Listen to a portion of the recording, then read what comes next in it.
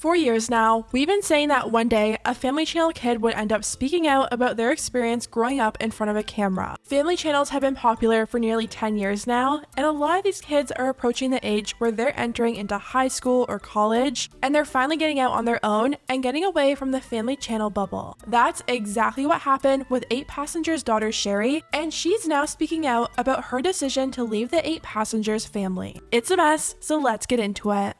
Whenever we talk about family channels, we always talk about the more obvious stuff like the complete lack of privacy that these kids are getting. But when it comes to 8 Passengers, there's a whole other concerning level to their family. 8 Passengers has always been a very religious family in Utah. And while that may not be everyone's cup of tea, that wasn't the concerning part. Ruby ended up joining a life coach program called Connections, and it completely destroyed her family. The teachings were extremely harsh and judgmental, to a point it actually felt cultish. Ruby's whole family started to distance themselves from her, and instead of that being, a wake-up call, Ruby got even more involved. She teamed up with Jody, and they created an online self-help platform called Moms of Truth. At this point, Shari was the oldest 8 Passengers child, and she was ready to leave for college. She ended up going to BYU, and even though BYU is extremely religious, people had hopes that her stepping away from her family bubble would hopefully help her realize that there is life outside of 8 Passengers and Connections. And that's exactly what ended up happening. Last year, Shari confirmed with an Instagram post that she was no longer speaking to her family. It's been over 6 months now, and Shari is finally speaking out about her experience growing up in a family channel and the negative impact Connections had on her. Shari went on a podcast last week called Into the Light, and the episode is titled Breaking Free from the Learned Norm, Shari Franke's story of personal empowerment and finding a relationship with Jesus. Shari started off by talking about her upbringing, which she described as a typical Mormon upbringing. They moved on to the beginning stages of her teenage years, and Shari said that's when they started their family channel. At first, she found it pretty strange that they were bringing a camera everywhere and recording everything, but she quickly realized that was their job and they needed to do this to afford things.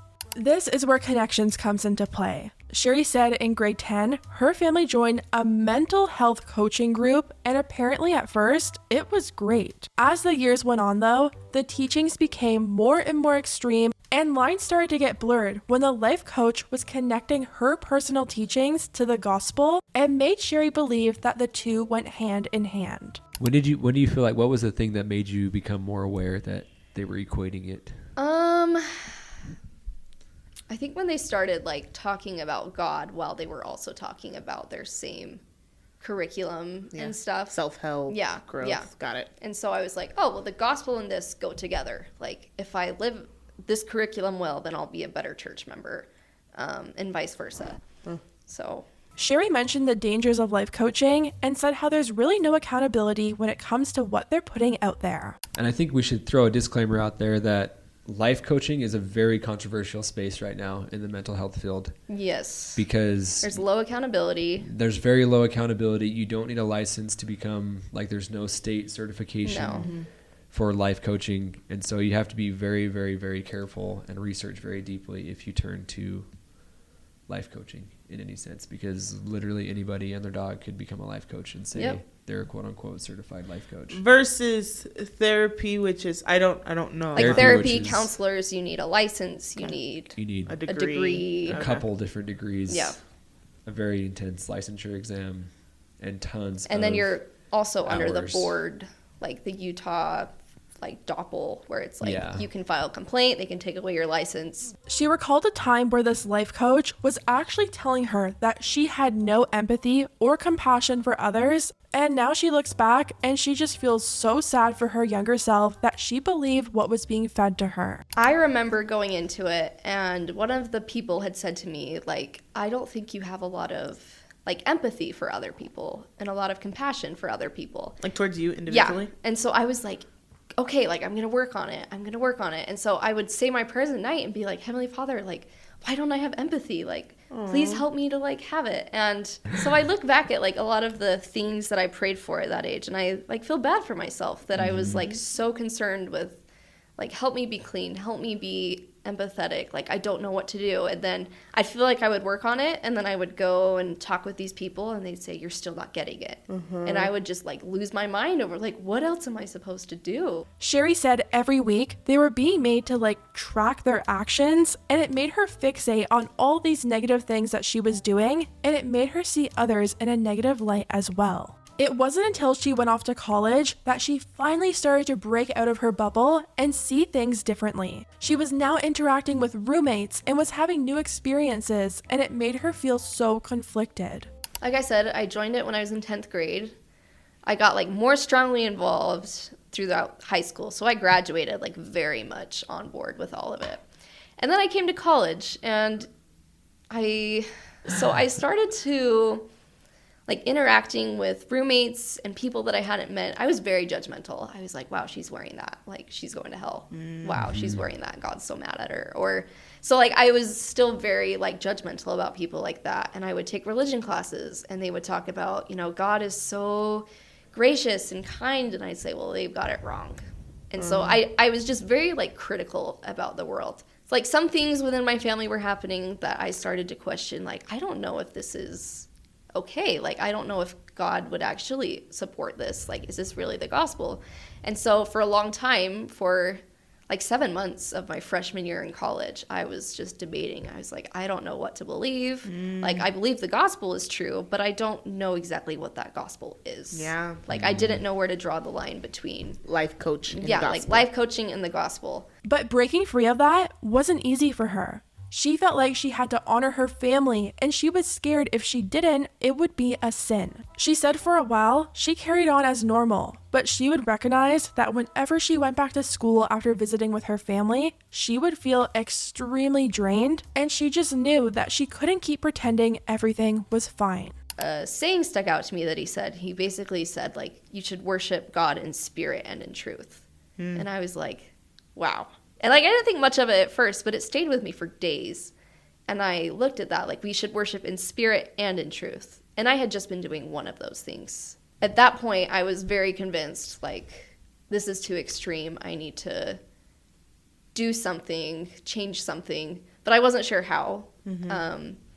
Because, you know, I want to honor my family. We're supposed to honor our parents. And I felt that to disagree with them was sinful, and that God would be mad at me too if I did that. Shari revealed that she is going to therapy, and she explained how beneficial it's been for her to have an outsider to actually tell her, like, no, this isn't okay. What was happening to you wasn't okay, and you're right to feel this way. Yeah. Yeah, and I had friends that would point out to me when I'd come home from my family. They're like, you're different. Like, you are going back to how you were in high school. You know, and a few months ago, started going to, like, therapy, and that definitely helped to have, like, an outside person not tell me how to think, but be like, this was wrong, or, like, you're totally okay to feel like this.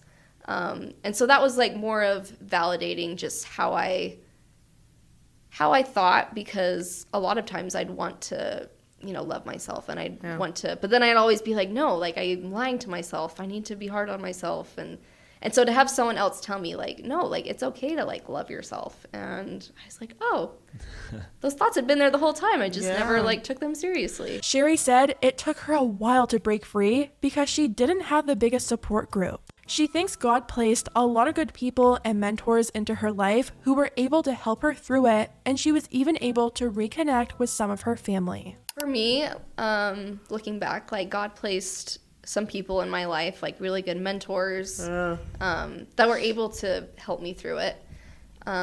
Really good bishops have been amazing. I've been able to reconnect with, like, a family that I was friends with in high school, and they've kind of taken me in as their own daughter. And so, like, I had them to go to. It was hard to, like, not have my own family. Yeah.